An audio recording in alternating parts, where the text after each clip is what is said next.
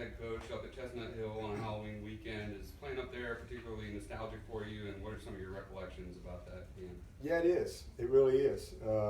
It's I've got a picture in my house of that first win, and it's pretty special. I'll never forget that group of guys. Sometimes I'll look at that picture, and I'm in the locker room, and all the guys are around me, and I just start looking at those faces. Mike Hamlin, Jock McKissick, Thomas Austin, Tyler Grisham's, Jacoby Ford, C.J. Spillers, and Ricky Saps, and I'm just looking at them, and I'm like, wow, man, we've come a long way since that very first win. And but those were kind of the forefathers of where we are now as a program. They were the first guys to say, you know what, James Davis, and that got us going. I mean, it really did. And I remember when we went up there, I didn't know till prior to that we'd never won there. And I remember getting a big lead. I think we had a nice lead at halftime, and then it evaporated pretty quick, and they came back. Remember C.J. Spiller taking that kick back. Didn't quite get there. Aaron Kelly, we throw that fade route for him to I guess was the go-ahead score in the fourth quarter there. In fact, Aaron came to the game. Got a chance to see Aaron this weekend. He and his fiance. We were talking about that, but hit Aaron for the go-ahead touchdown, and then the defense has to go out there and stop him. And I remember DeAndre McDaniel. It was just everybody they just wanted to find a way to win, and DeAndre, we were just living and dying on every play. And right there at the end, I remember him looking over. He was like, it was like a timeout or something. He's like, Coach, we got this, and they did. We get to stop and win the game. It was a special moment, definitely one I'll never forget. But every time we've been up there, we lost once up there, and that was a close game. Ellington got hurt. I'll never forget that on a free play. And it was kind of the story of our season that year. It seemed like every game was a 3-point game. But every time we go up there, it's a battle. I mean, it's not going to be different Friday night. When you lost Don Mostyn, and then you started working Christian at defensive end in the spring, back then, could you imagine that you would have been as disruptive as he's been as a defensive end? Not initially when we first, because I hadn't seen him do it, but pretty quickly in the spring practice, there was no doubt. I'm like, this will be just fine right here. He can play in. That was pretty obvious this spring. We had no doubt about it at all, and really felt like, because he was disruptive all spring against a pretty good offensive line.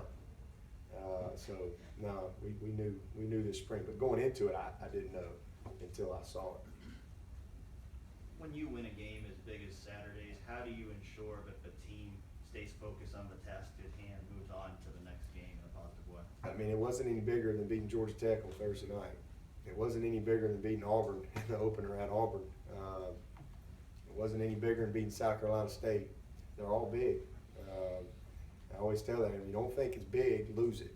Then you'll realize how big that game was. They're all big.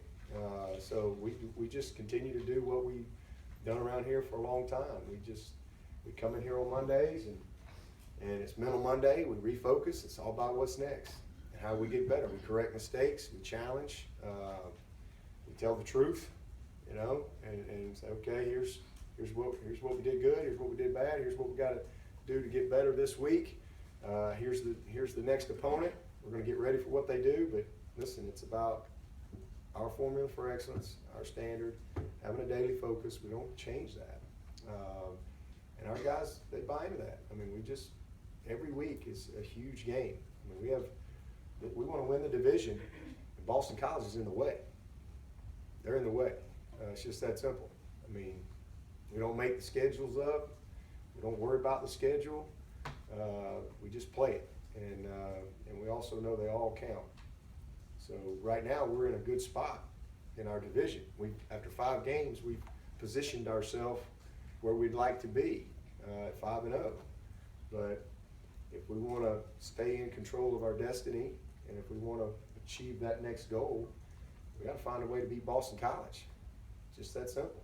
And that's where all of our focus is. Last week, ain't gonna win this week.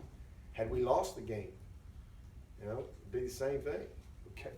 It's all about this game. We can't live in the past, whether it's good or bad. Fans do that, but for us, it's, mate, we refocus, move on. We get 12 games, and at the end of the year, we just want to do the best we can with those 12 games. We'd love to be 12-0. If we lose one, and then we go, all right, we want to be 11-1. We just want to be the best we can be, and that's the mentality that we have. Put everything you got into it, live with the result, move on. Let everybody else worry about all the other stuff. Here's what we do, and right now, again, we still have a chance to win 12, but as y'all hear me say all the time, you can't win 12, you win 6, and that's our focus. Coach, what can you tell us about Austin Bryant and Adrian Baker in the last couple practices? Are you still evaluating whether they'll be able to play on Friday? Austin will go with us. He'll make the trip. He looks pretty good. Pretty pleased where he's at. We'll have him with us. Adrian will not make the trip, but I'm really pleased with him. He's actually practicing all week on the scout team. He's taking every rep. Because again, we got to be ready to play, so it's hard to just give guys reps. But we got to get him in that real football mode. So he's doing all the competitive work, that we can get him. But then he's taking every rep on the scout team, on the scout D, so he can just get his confidence. Breaking on the balls, the different plants and cuts that you make at that position, just the reaction type of stuff, and really get his confidence. So that's what we're going to do with him all week, and then we'll probably travel him with us next week. Coach, you've often talked about the team shouldn't care when you play, what time of day, what is your opinion on these Friday night games? Because this is certainly out of the ordinary. Yeah, I don't like it. I want to be watching my son on Fridays. I don't like it. I don't like the fact that it takes away from the high schools on Friday night. I've never liked it, but I don't control it. And Clemson, Dan Radkovich don't control it.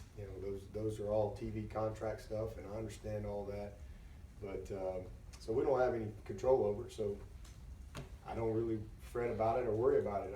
We just do what we do. But I don't like it. It doesn't mean I have to like it. Coach, you talked about, as you just did, about the every game's the biggest game, the weekly focus. But a lot of great teams, great coaches preach that. Why has it resonated so much here? You guys have had so much success beating unranked opponents. Because we walk the walk.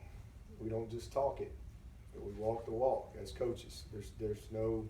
If y'all were embedded with us, you would see that. Y'all wouldn't ask me that anymore, because you would see that regardless of who we play, this is what we do on Sunday, this is what we do on Monday, and it never changes. And it's relentless every week from a preparation standpoint. And that resonates to the team. It's the same energy, the same intensity with the coaches and getting ready for the opponent, and just pride in your performance. That's how you have that type of consistency. You got to have good players, first of all, but you got to get that type of consistency. You got to be locked in each and every week, and you got to take pride in it. I tell them all the time. It's like Michael Jordan. Somebody asked Michael Jordan one time, why he plays so hard every night. I love Michael Jordan. Why he played so hard every night. He got 82 games. You pick a couple. You see plenty of that. You know who some of them guys are. But they asked Michael Jordan, why do you play so hard? He'd say, because it might be somebody's only time to see me play in the crowd. And that's a mentality. That's pride in your performance. And I believe that. Michael Jordan, there didn't have to be nobody in the stands.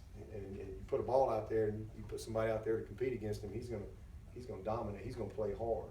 And I think that's a mentality that the best of the best have. The most consistent performers have is, you take pride in how you play the game. Shouldn't matter who you play. And probably the best game we've played this year was South Carolina State. I know we're supposed to beat South Carolina State, but just how we played. And I love that about our team. You know, they weren't worried about who we were playing. They just wanted to play well. And I think that's what it takes. You have to walk the walk in all areas, from your practicing, how you preparation, how you talk to your players. You know, it's always the same. And I had a buddy of mine that sent me a acronym of the word grind, and it's great because it's so true.